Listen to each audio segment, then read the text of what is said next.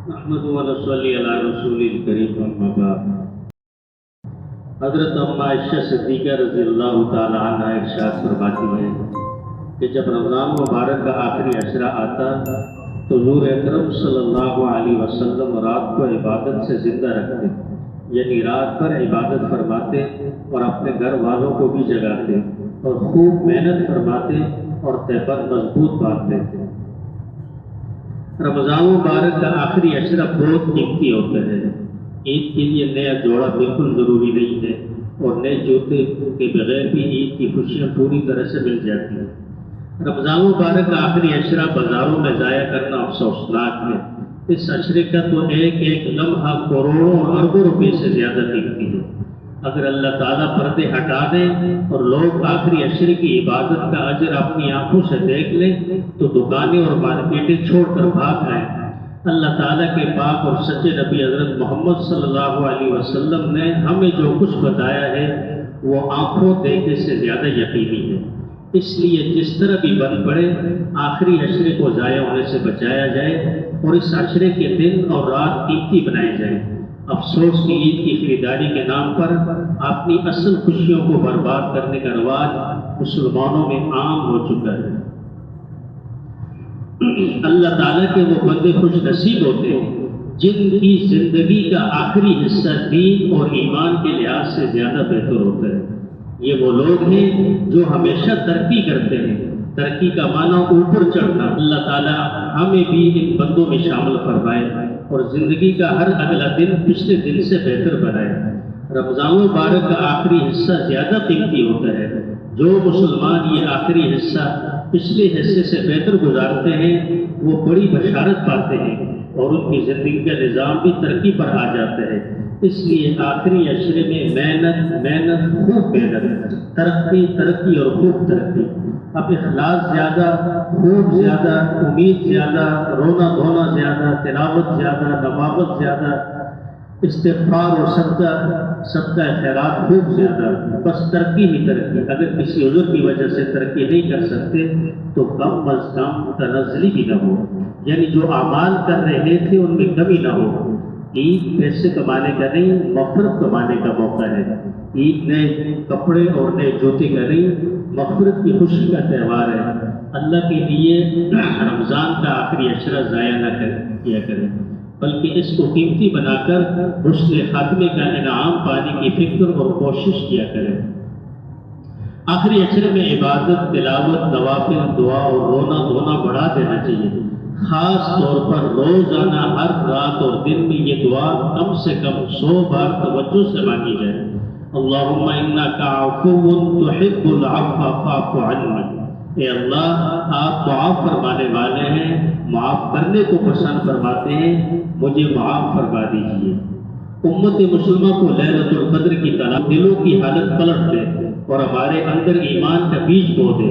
رمضان مبارک کا آخری عشرہ بہت قیمتی ہوتا ہے کیونکہ اسی کی راتوں میں سے ایک رات لیلۃ القدر ہوتی ہے۔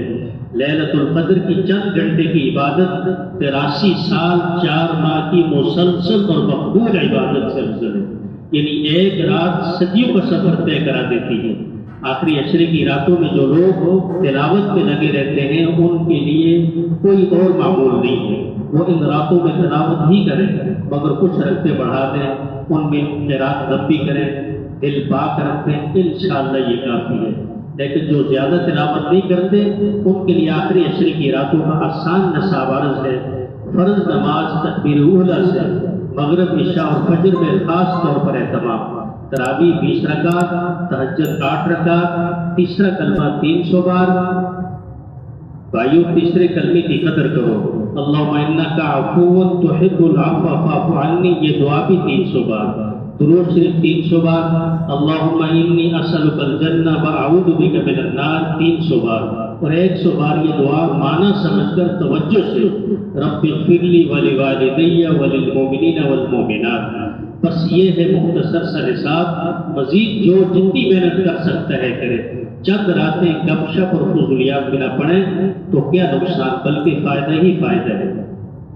بعض روایات میں آیا ہے کہ رمضان مبارک کی آخری رات اللہ تعالیٰ کی طرف سے بخشش کا خاص اعلان ہے۔ اسی طرح بخاری و مسلم کی روایت ہے، حضرت عائشہ صدیقہ رضی اللہ تعالیٰ عنہ فرماتی ہے رمضان مبارک کے آخری عشرے میں حضور اکرم صلی اللہ علیہ وسلم اپنی لنگی کو مضبوط باندھ لیتے تھے اور راتوں کو جاگتے تھے اور اپنے گھر والوں کو بھی جگاتے تھے۔ معلوم ہوا کہ رمضان مبارک کے آخری عشرے میں مسلمانوں کو زیادہ محنت اور عبادت کرنی چاہیے، مگر آج کل ہم لوگ رمضان مبارک کے آخری عشرے میں ٹھنڈے پڑ جاتے ہیں۔ کچھ لوگ عید کمانے کے لیے بازاروں میں مستقل جا بیٹھتے ہیں، کچھ لوگ عید کی خریداری کے دھوکے میں اپنا وقت برباد کرتے ہیں، کچھ لوگ اپنے گاؤں اور شہروں کی طرف لمبے لمبے سفر شروع کر دیتے ہیں۔ سفر کی وجہ سے عبادت بھی چھوٹ جاتی ہے اور بسوں والے دل کو کالا کرنے کے لیے گانے بھی خوب سناتے ہیں۔ کئی لوگ تراویح میں قرآن پاک ختم کر کے آخری راتیں تراویح بھی ادا نہیں کرتے اور تھکاوٹ اتارنے میں لگے رہتے ہیں۔ تو مسلمانوں، کیا یہ سب کچھ نفس اور شیطان کا دھوکہ نہیں ہے؟ محنت اور مزدوری کا اصل معاوضہ تو رمضان مبارک کے آخر میں اور عید کے دن ملتا ہے، اور ہم جوتوں کپڑوں ہو جاتے ہیں۔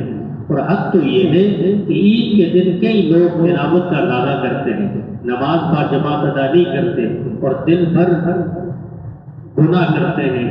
تو ملاحظہ فرمائے یہ حدیث، یہ روایت، پھر جب عید الفطر کی رات ہوتی ہے تو اس رات کا نام آسمانوں پر لیلۃ الجائزہ انعام کی رات سے لیا جاتا ہے، اور جب عید کی صبح ہوتی ہے حق تعالیٰ سبحانہ فرشتوں کو تمام شہروں میں بھیجتے ہیں، وہ زمین پر اتر کر تمام گلیوں اور راستوں کے سروں پر کھڑے ہو جاتے ہیں، اور ایسی آواز سے جس کو جنات اور انسان کے سوا ہر مخلوق سنتی ہے، پکارتے ہیں کہ اے محمد صلی اللہ علیہ وسلم کی امت، اس کریم رب کی درگاہ کی طرف چلو جو بہت زیادہ عطا فرمانے والا ہے اور بڑے سے بڑے قصور معاف فرمانے والا ہے۔ پھر جب لوگ عیدگاہ کی طرف نکلتے ہیں تو اب تعالیٰ شان و فرشتوں سے دریافت فرماتے ہیں کیا بدلہ ہے اس مزدور کا جو اپنا کام پورا کر چکا ہو؟